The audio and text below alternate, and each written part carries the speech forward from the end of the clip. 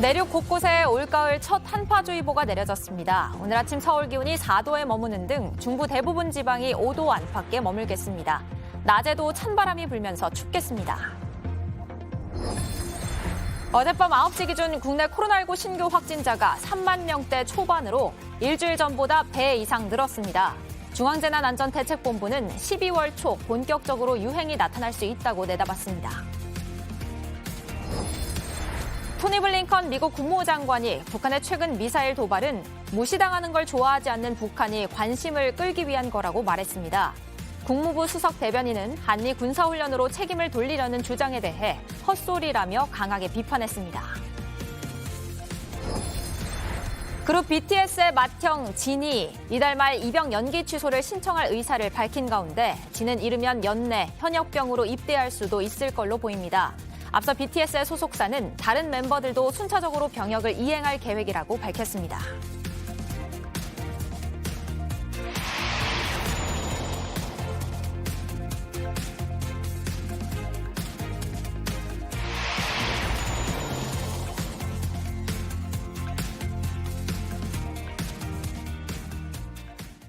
시청자 여러분 안녕하세요. 설레는 하루를 만드는 습관 아침엔입니다.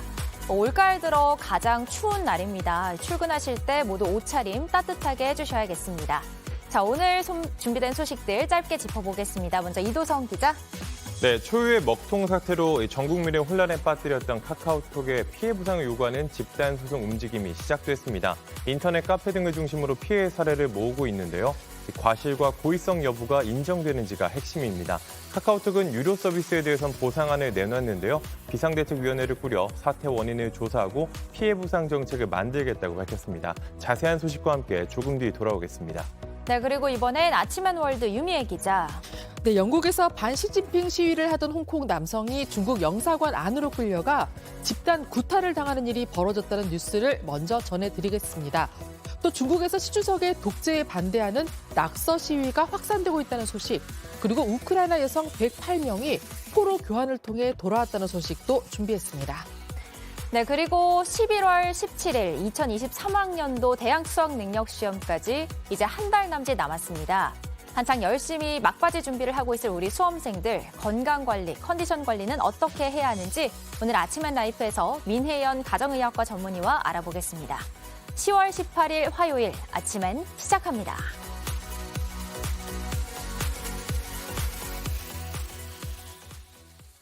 밤사이 전국 기온이 10도 이상 크게 떨어지면서 내륙 곳곳에 올가을 첫 한파주의보가 내려졌습니다.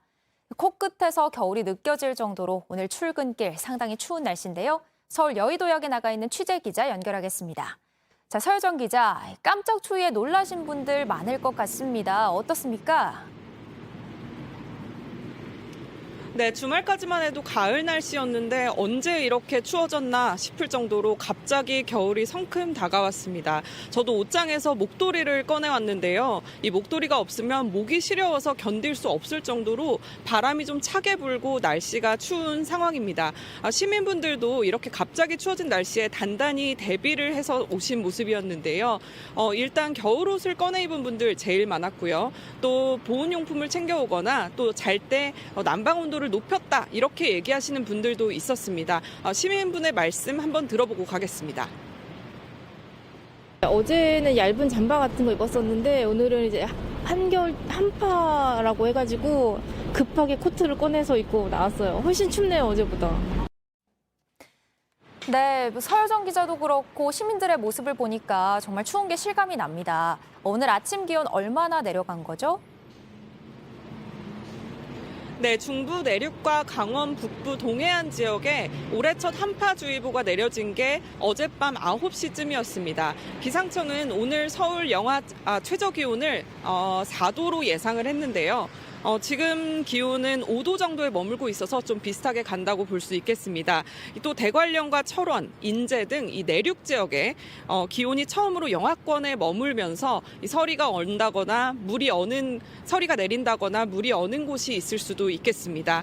낮에도 서울이 14도, 대전과 광주가 15도에 머무는 등 평년보다 5도에서 8도가량 낮아서 좀 쌀쌀하겠습니다. 네, 그렇다면 이번 추위 언제까지 갈까요? 네, 기상청은 이런 추위가 계속 이어지기보다는 사만사온, 그러니까 사흘은 춥고 나흘은 따뜻한 이런 양상으로 가게 될 것이라고 예상을 하고 있습니다. 중국 북부 고기압이 세력을 키웠다가 약해지면서 기온도 내려갔다가 회복되었다가 이렇게 하는 건데요.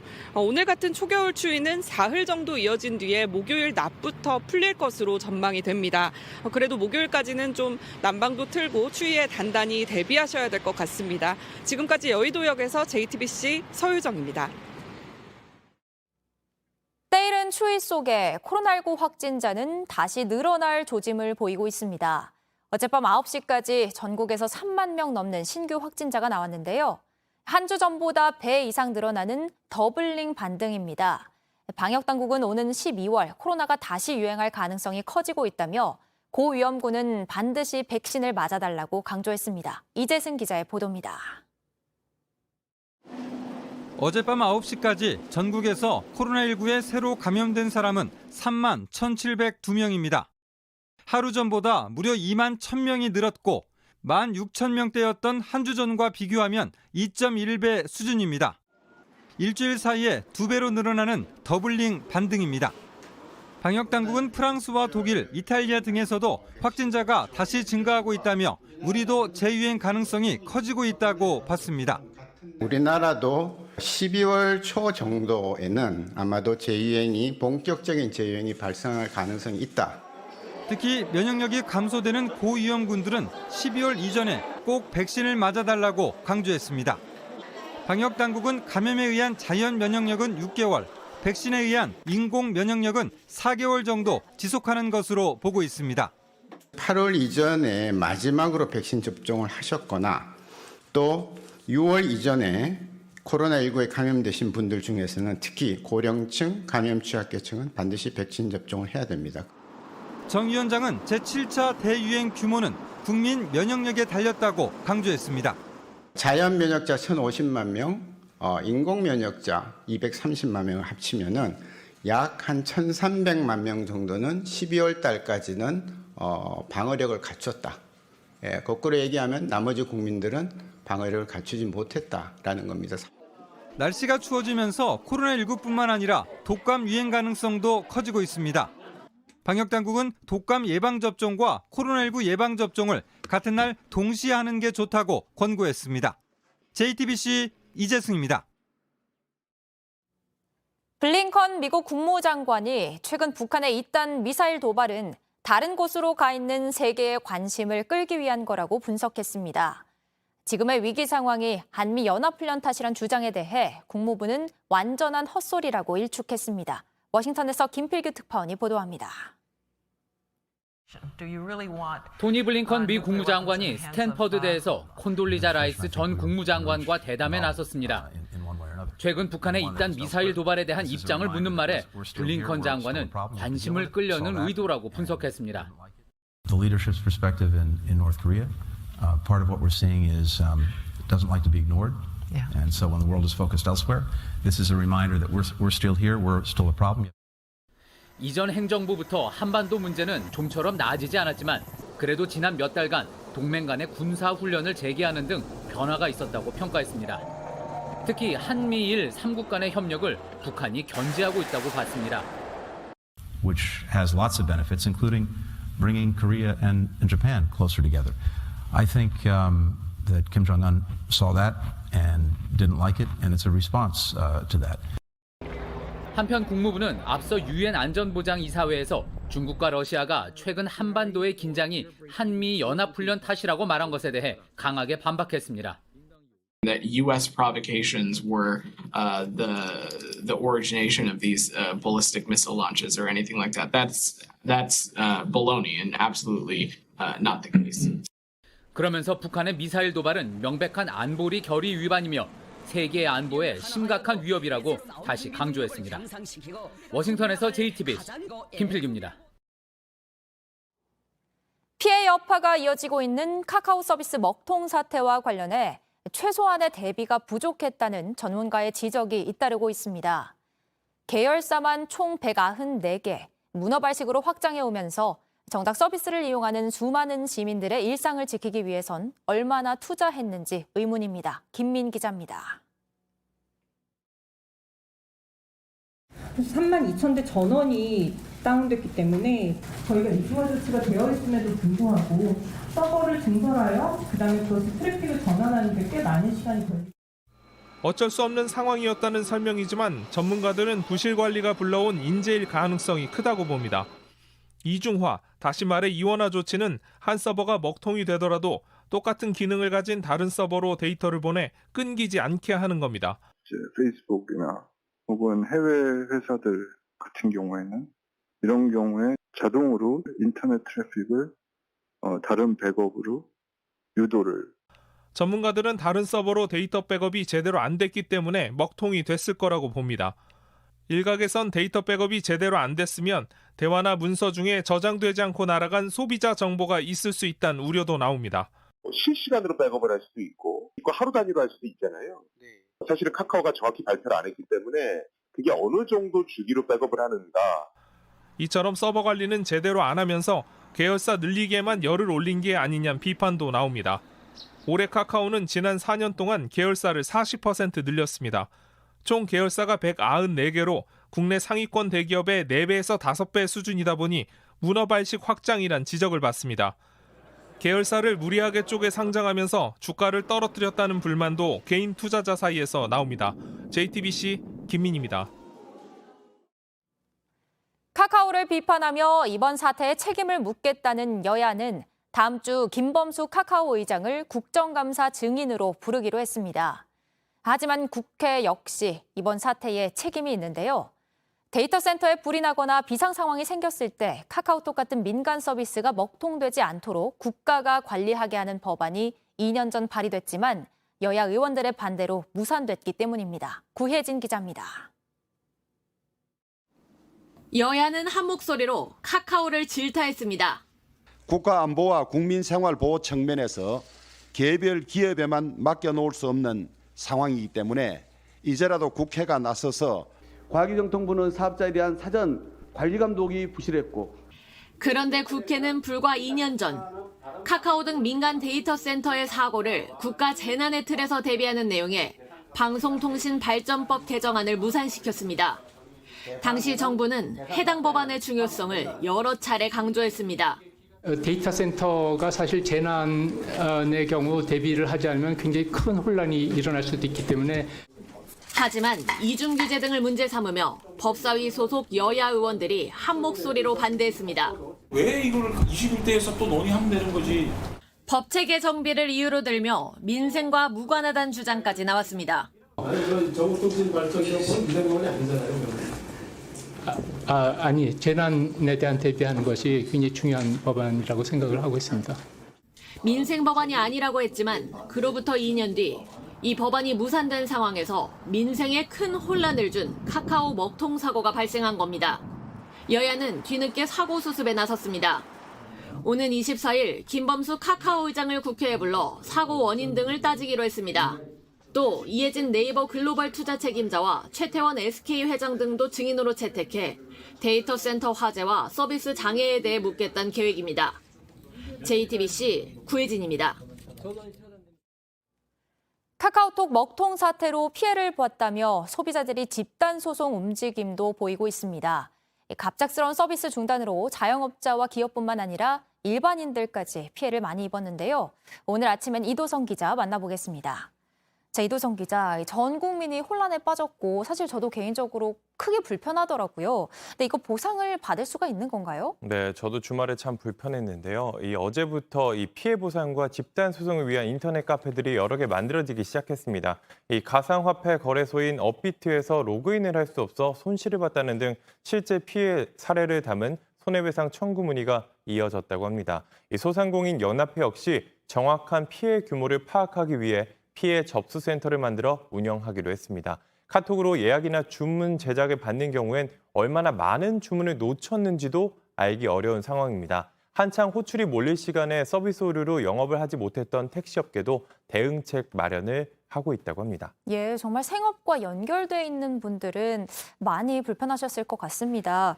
근데 실제로 이게 손해배상으로 이어질 수는 있는 건가요? 네, 다른 집단 소송 사례에서도 볼 수 있지만 사실 장담하기는 어려운 상황입니다. 예. 이 카카오 통합서비스 약관에 보면 손해배상 책임을 인정하면서도 예측 불가능한 천재지변이나 재해, 회사의 고의나 과실이 없는 경우는 예외로 두고 있습니다. 또 고의나 과실이 인정되더라도 무료 서비스에 대해선 배상 책임이 인정되지 않을 가능성이 크기도 한데요. 금액이 명확한 유료 서비스보다는 상대적으로 어떤 손해를 입어 얼마의 피해가 발생했는지 산정하기가 까다롭기 때문입니다. 카카오 측은 택시, 호출앱 등 유료 서비스를 중심으로 보상안을 내놓기는 한 상황입니다. 네, 알겠습니다.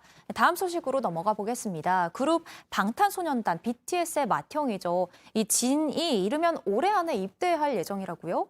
네, 진은 1992년생으로 올해 만 30살입니다.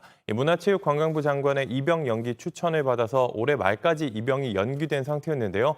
소속사인 빅히트뮤직은 진이 이달 말 입영 연기 취소를 신청할 것이라고 공지했습니다.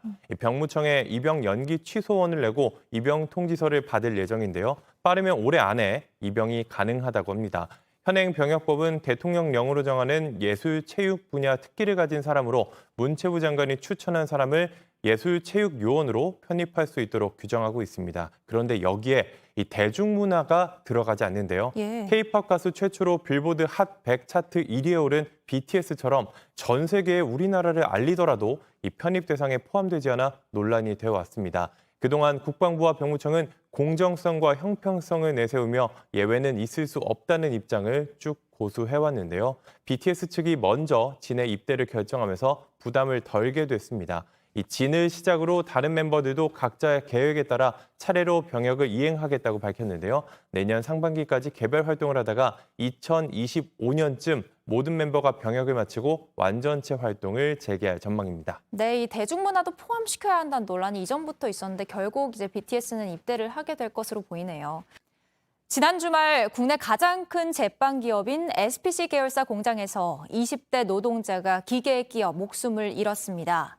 경찰이 공장에서 안전 관련 교육이 제대로 이뤄지지 않은 정황을 포착하고 책임자들을 조사하고 있는데요. 유효한 기자가 취재했습니다. 피해자가 작업하던 SPC 계열사 제빵 공장의 소스 배합기입니다. 동료 직원들의 증언에 따르면 사망자는 수십 킬로짜리 재료들을 날라 기계 안에 넣는 작업을 담당했습니다.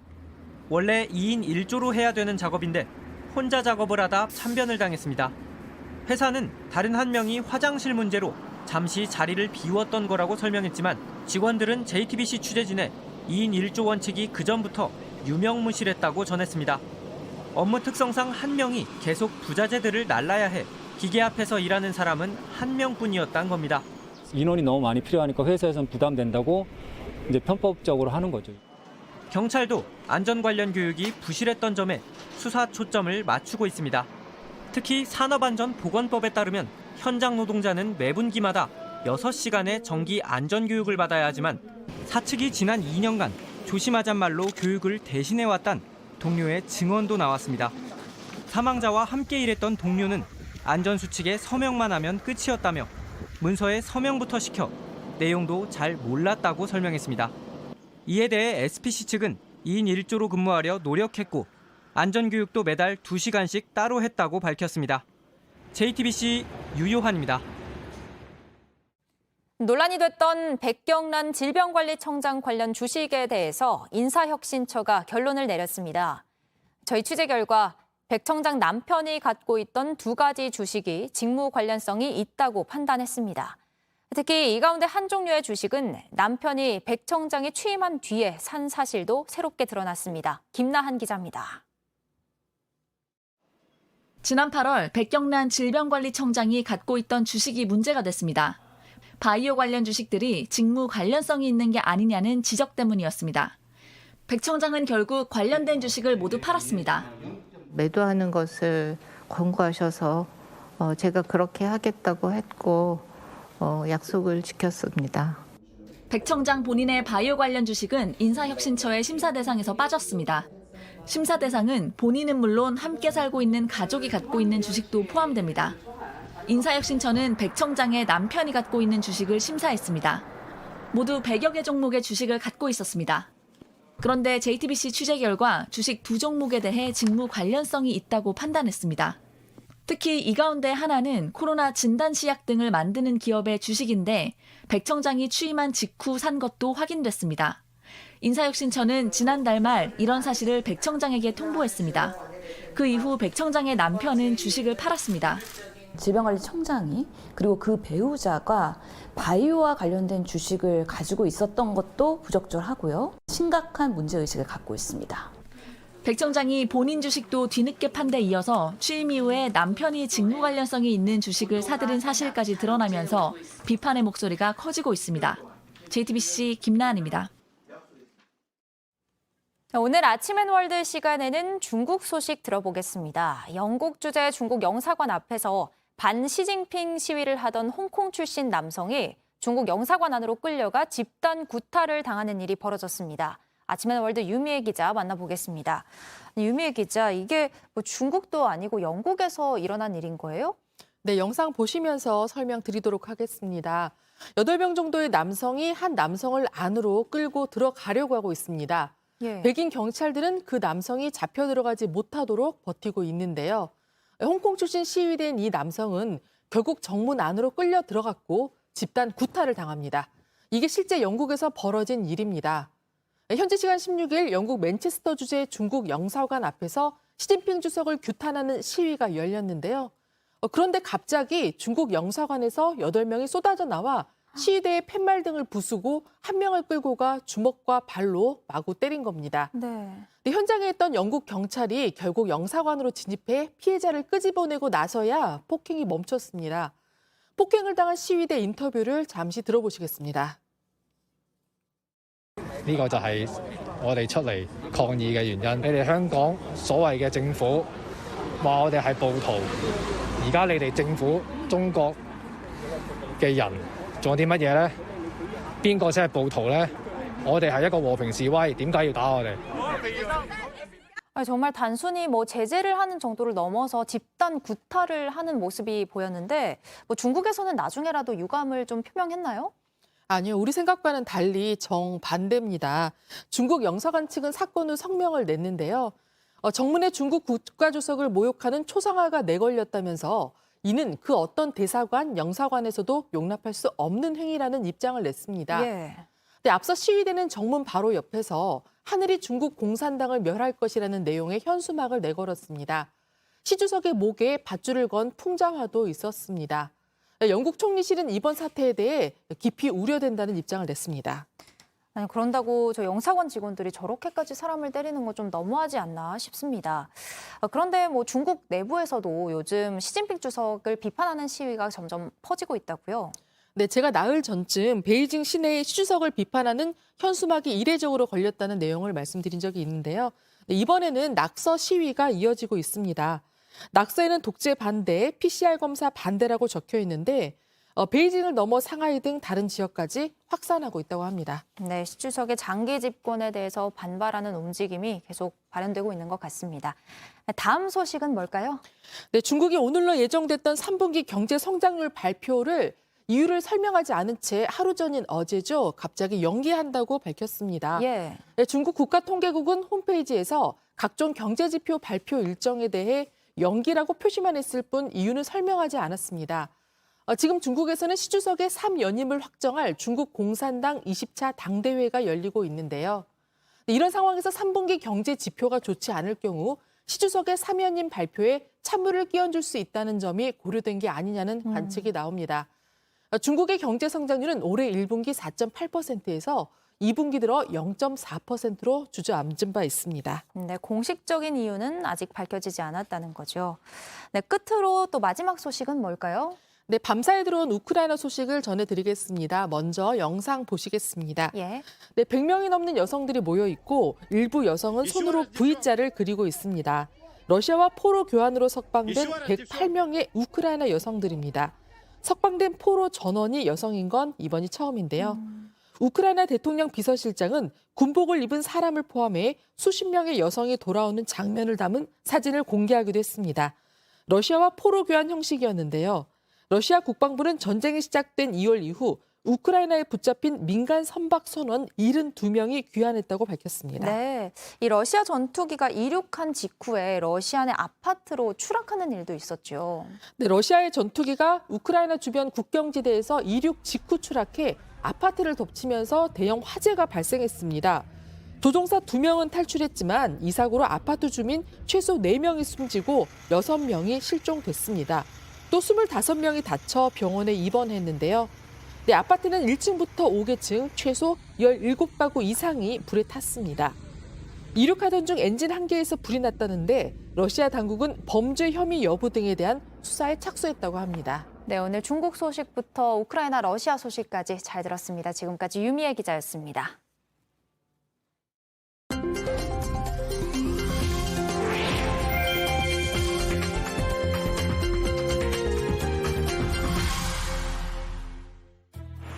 물구경도 좋지만 좀 비켜야겠네요. 자칫 물살에 휩쓸릴까 조마조마합니다.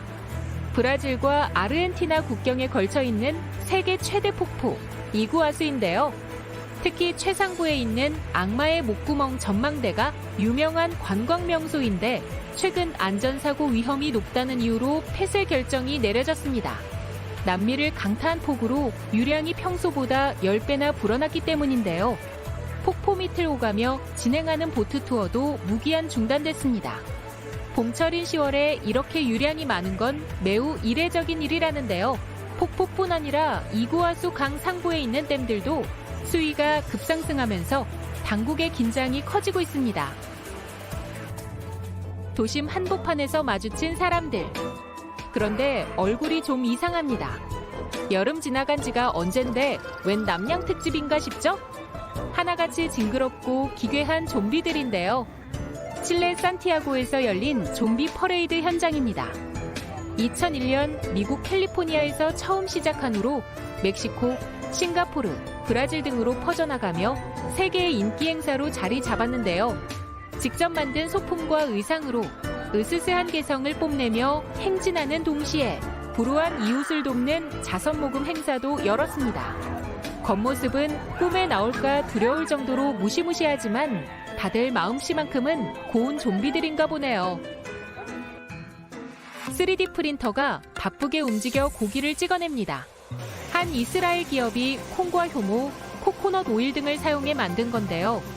환경과 건강을 고려한 식물성 고기로 터치스크린을 사용해 살코기와 지방의 비율까지 섬세하게 조절할 수 있습니다.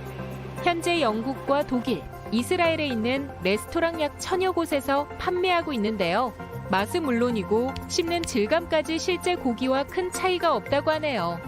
이 기술이 상용화되면 더는소를 도축할 필요가 없고 실제 고기에 비해 환경오염도 90% 이상 줄일 수 있다는데요.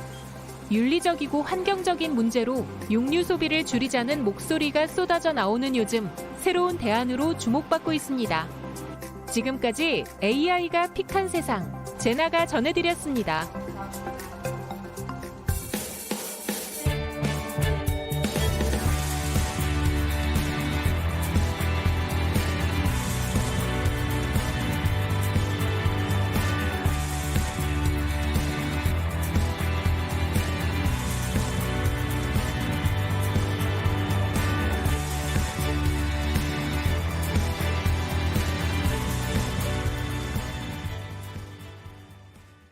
네, 2023학년도 대학 수학 능력 시험이 어느덧 한 달 앞으로 다가왔습니다.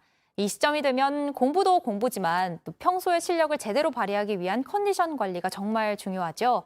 오늘 민혜연 가정의학과 전문의 모시고 수험생들 건강 관리 어떻게 해야 할지 꼼꼼하게 짚어보겠습니다. 안녕하세요. 안녕하세요. 네, 선생님, 이 대한민국 학생이라면 누구나 겪은 경험이죠. 이 수능을 앞두고 있는데 원장님은 수능 성적으로 무려 서울대 의대에 가셨다고 들었거든요. 네, 공부도 공부지만 자기 관리를 정말 잘하셨을 것 같거든요. 건강 관리 어떻게 하셨나요? 근데 사실 저는 기숙사 생활을 했었어요. 고등학교 때. 그렇다 보니까 다이건 타이건 어쩔 수 없이 규칙적인 생활을 할 수밖에 없었고 그게 아무래도 체력 관리에 좀 주요하지 않았나 싶어요. 잠을 잘 때도 아침 점호랑 저녁 점호가 정해져 있다 보니까 대여섯 시간 이상은 꼭 잘 수 있었던 것 같고요. 네. 또 아침에도 점호할 때 체조하고 저녁 때도 또 산책 문화가 발달해 있어서 친구들이랑 산책하면서 스트레스도 풀 수 있었고 그러니까 수면 패턴이나 생활 패턴을 일정하게 유지를 할 수 있었다는 게 체력 관리를 하는데 가장 주요하지 않았나 싶어요. 사실 제가 그때 먹는 거는 굉장히 좀 줄여가면서 먹었었거든요. 아, 정말요? 체중 관리를 하겠다고. 보통은 수험생 때 많이 먹게 되지 않나요? 그렇죠. 근데 워낙 이제 이전에 좀 갑자기 체중이 늘어났던 것도 있고 너무 많이 먹으면 오히려 공부할 때 좀 부대끼기도 하고 소화도 잘 안 돼서 주로는 먹는 것보다는 저는 움직이는 걸로 체력 관리를 많이 했던 것 같아요. 아, 그렇군요. 그러니까 규칙적인 생활 그리고 움직일 수 있을 때 조금씩 움직이는 것. 아, 네, 알겠습니다. 요새 또 아침 저녁으로 일교차가 많이 커졌어요. 감기나 독감에 걸리는 사람들이 아주 많은데 수험생들 또 수면 부족이나 스트레스를 달고 살기 때문에 면역력이 또 약해진 상태잖아요. 이럴 때 어떻게 조심을 해야 될까요? 요즘 같은 환절기는 사실 일교차가 굉장히 크거든요. 오늘도 엄청 추웠잖아요. 네. 근데 이럴 때는 내 몸이 체온을 유지하는 데 모든 에너지를 갖다 쓰기 때문에 상대적으로 면역력은 약해질 수밖에 없어요. 특히나 호흡기 같은 곳은 점막이기 때문에 굉장히 촉촉해야 되는데 날이 건조하다 보니까 점막이 마르면서 호흡기 면역력은 더욱 떨어지죠. 그래서 제일 중요한 건 일단 기온에 대해서도 일교차가 너무 클 때 따뜻한 외투나 아니면 가벼운 스카프 같은 거 하나씩 두르시면 좋을 것 같고요. 촉촉하게 유지해 주셔야 돼요. 물도 많이 드시고 습도도 50% 이상은 유지를 해주시는 게 좋고요. 또 결정적으로 요즘 같은 때는 이제 수험생들이 공부를 가장 열심히 하는 시기다 보니까 밖에서 해를 잘 못 봐요. 네. 그래서 비타민 D 결핍 때문에 면역력 부족이 오는 경우도 있기 때문에 보통은 저 같은 경우는 식사한 직후 시간을 많이 이용했거든요. 예. 어차피 밥 먹고 바로 앉으면 소화가 잘 안 돼서 불편하시니까 이때 뭐 학교 운동장이나 주변 산책을 한 10분에서 15분 정도 하시면 소화도 잘 되고요. 비타민 D 합성도 되고 멜라토닌 합성도 되니까 이후에 수면까지도 이제 잘 유지할 수가 있죠. 네. 그러니까 좀 촉촉하게 유지해 주는 것과 비타민 D 좀 광합성을 해줄 필요가 그렇죠. 있겠네요. 그리고 수능은 사실 또 이른 아침부터 치러지기 때문에 뭐 지금부터 수면 패턴을 잡아가는 게 또 굉장히 중요하잖아요.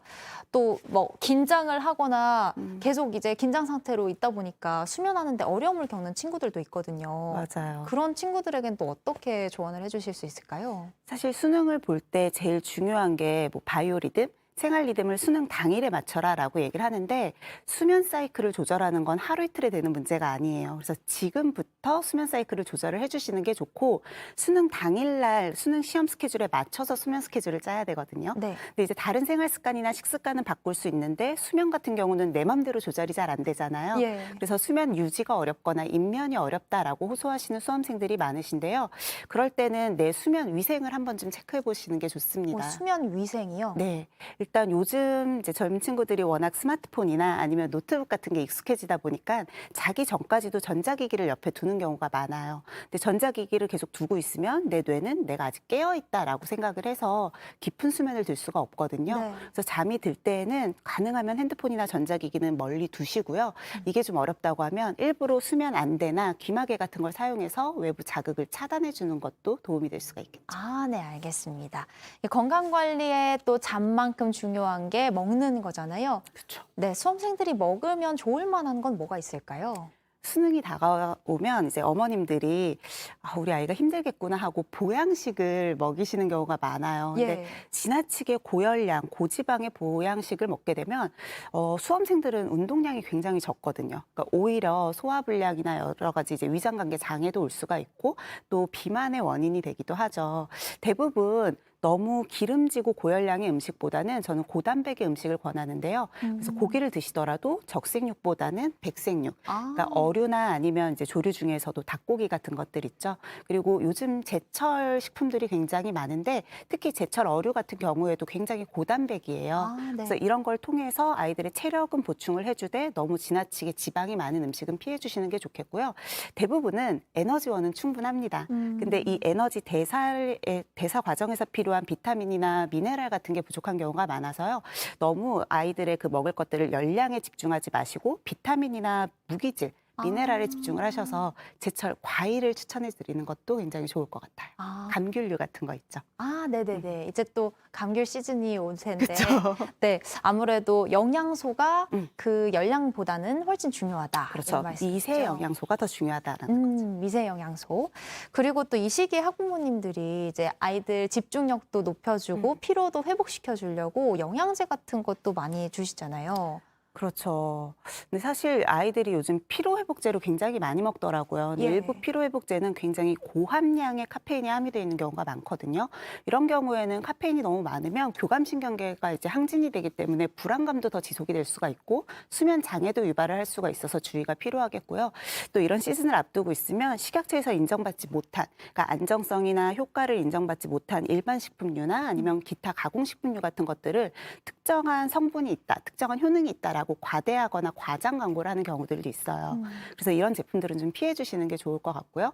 마지막으로 시험 당일쯤에 되면 아이들이 너무 긴장해서 본인의 실력을 발휘를 못할까 봐 청심환이나 처방받은 약 같은 것, 불안 약 같은 것들을 이제 드시는 경우가 있는데 개인마다 약에 대한 반응이 다릅니다. 그래서 당일에 갑자기 그 약을 먹었는데 예상치 못한 위장관계에 부작용이 생기거나 집중력 같은 것들에도 문제가 생길 수 있어요. 그래서 알레르기 같은 게 있을 수도 있죠. 그럴 수도 있죠. 그러니까 미리 한번 먹어보고 여기에 대한 나의 반응을 체크한 다음에 당일날도 복용을 할지를 결정하시는 게 좋습니다. 네, 알겠습니다. 오늘 전해드린 내용들 잘 참고해서 아이들 많은 격려 속에서 수험을 치르는 그날까지 힘을 내주시길 바라겠습니다. 지금까지 민혜연 전문의였습니다.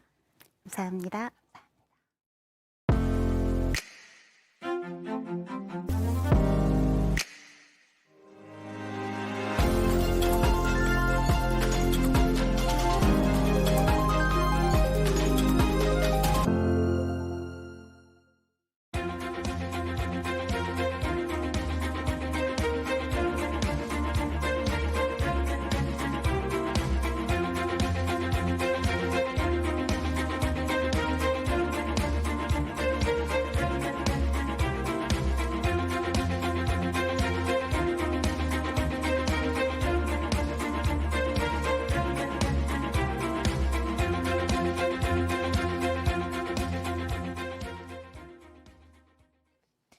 교통법규를 어긴 차량만 골라 사고를 낸 뒤 보험금을 타는 일당이 붙잡혔습니다. 의심을 피하려고 가족이나 미성년자를 태우고 사고를 냈습니다. 한 장소에서 8번이나 같은 수법을 쓰기도 했는데 결국 덜미를 잡혔습니다. 정영재 기자입니다. 신호가 바뀌고 차량이 출발합니다. 왼쪽으로 비스듬히 이동해야 하는 교차로. 사고가 많은 곳이라 바닥에 분홍색 유도선을 그어놨습니다. 하지만 차량은 유도선을 따라가지 않습니다. 사거리를 지날 쯤 뒤에서 오던 차량과 애매하게 부딪힙니다. 운전자들이 차로를 이탈하기 좋은 곳인데 유독 이곳에서 매주 같은 사고가 반복됐습니다. 8번 사고가 났는데 모두 렌터카였습니다. 알고 보니 차선을 지키지 않는 차만 노린 고의 사고였습니다. 고의로 충돌했다고 해도 자기가 뭐 과실이 더 적으니까 법규 위반한 차량들이 과실이 더 많다는 거 그거 알고서 위반하는 차량이 있으면 그래서 박은 거예요. 같은 장소, 같은 사고로 보험금 요청이 반복되자 보험사가 수상히 여겼습니다. 보험사가 경찰에 신고했는데 22살 남성 등 일당 21명을 붙잡았습니다. 동네 선후배 사이로 15살 등 미성년자 7명도 있었습니다. 1년 넘게 사고 13번을 내 타낸 보험금은 1억 200만 원입니다. 비슷한 사건 또 있었습니다. 좌회전하며 차선을 넘는 차만 노려 사고를 냈는데 아내와 아버지도 가담했습니다. 2년 가까이 사고 15번을 냈고 1억 6천만 원을 타냈습니다. JTBC 정영재입니다. 변동금리의 기준이 되는 9월 신규 코픽스가 한 달 새 0.44%포인트 올라 3.4%가 됐습니다. 10년 2개월 만에 가장 높은 수준으로 시중은행들은 오늘부터 신규 주택담보대출 변동금리에 3.4% 코픽스 금리를 반영하게 됩니다. 대출자들의 이자 부담이 더 커질 것으로 보입니다. 내륙 곳곳에 올가을 첫 한파주의보가 내려졌습니다. 오늘 아침 서울 기온이 4도에 머무는 등 중부 대부분 지방이 5도 안팎을 기록하고 있고 산간 지역은 영하권으로 떨어졌습니다. 서리가 내리거나 얼음이 언 곳도 있습니다.